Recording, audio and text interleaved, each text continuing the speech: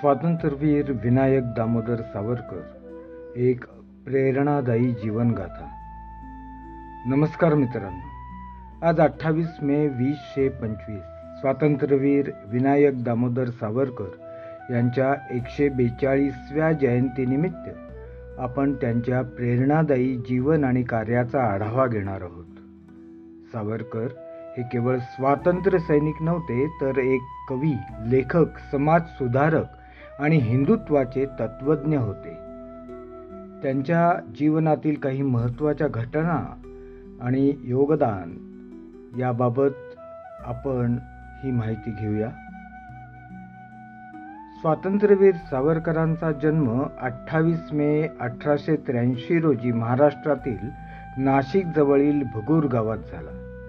त्यांचे वडील दामोदरपंत आणि आई राधाबाई यांनी त्यांना देशभक्तीचे संस्कार लहानपणापासून दिले। वयाच्या 9व्या वर्षी आईचे निधन झाले। त्यानंतर त्यांचे थोरले बंधू बाबाराव आणि वहिनी येसूवहिनी यांनी त्यांचा सांभाळ केला। पुण्यातील फर्ग्युसन कॉलेजमधून शिक्षण घेताना सावरकरांनी अभिनव भारत नावाची गुप्त क्रांतिकारी संघटना स्थापन केली। वयाच्या अवघ्या 16व्या वर्षी त्यांनी क्रांतिकारी विचारांनी तरुणांना प्रेरित केले।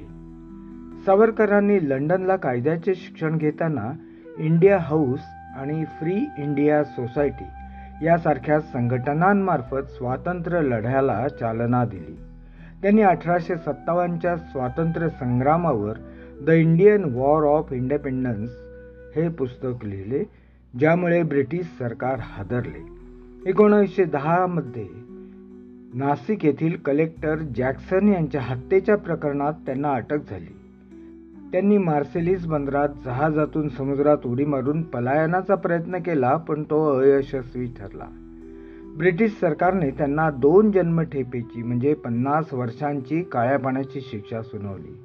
अंदमानच्या सेल्युलर जेलमध्ये 11 वर्षे त्यांनी अमानुष छळ सहन केले, पण त्यांनी माझी जन्मठेप आणि काळे पाणी यासारखी साहित्यकृती लिहिली, ज्या साहित्यकृती आजही प्रेरणा देतात। 1924 मध्ये रत्नागिरी येथे नजर कैदेत असताना सावरकरांनी हिंदुत्व ही संकल्पना मांडली, जी सर्वसमावेशक राष्ट्रवादावर आधारित होती। त्यांनी अस्पृश्यता निर्मूलनासाठी पतितपावन मंदिरात सर्वांना प्रवेश दिला आणि जातीभेदाविरुद्ध लढा दिला। मराठी भाषेसाठी त्यांनी दिनांक यासारखे प्रतिशब्द निर्माण करून भाषाशुद्धी चळवळ राबवली। हिंदू महासभेचे अध्यक्ष म्हणून त्यांनी हिंदूंच्या सैन्य भरतीला प्रोत्साहन दिले आणि सामाजिक सुधारणांसाठी कार्य केले।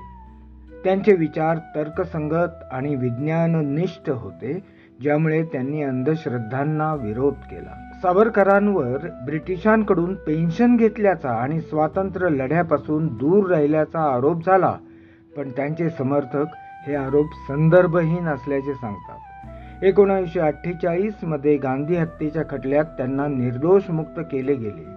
त्यांनी 10,000 पानांहून अधिक मराठी आणि 1500 पानांचे इंग्रजी लेखन केले, ज्यात जयोस्तुते, सागरा प्राण तळमळला यासारख्या कविता होत्या आणि ज्या आजही अजरामर आहेत। 1966 मध्ये वयाच्या 83व्या वर्षी सावरकरांनी प्रायोपवेशन म्हणजे उपवास करून आत्मार्पणाचा निर्णय घेतला। 26 फेब्रुवारी 1966 रोजी त्यांचे निधन झाले, पण त्यांचे विचार आणि कार्य आजही लाखो भारतीयांना प्रेरित करतात। त्यांच्या स्मरणार्थ मुंबई, पुणे आणि इतर ठिकाणी स्मारके आणि संस्था कार्यरत आहेत। सावरकरांचे जीवन आपल्याला राष्ट्रप्रेम, त्याग आणि बुद्धिवाद शिकवते, त्याबरोबरच विज्ञानवादी दृष्टिकोन देते। त्यांनी स्वातंत्र्यासाठी सर्वस्व अर्पण केले आणि सामाजिक समरसतेसाठी लढा दिला। त्यांचे विचार आजच्या काळातही तितकेच प्रासंगिक आहेत। मित्रांनो, स्वातंत्र्यवीर सावरकरांच्या या प्रेरणादायी गाथेबद्दल तुम्हाला काय वाटते? कमेंटमध्ये सांगा आणि हा व्हिडिओ शेअर करून त्यांचे कार्य अधिक लोकांपर्यंत पोहोचवा।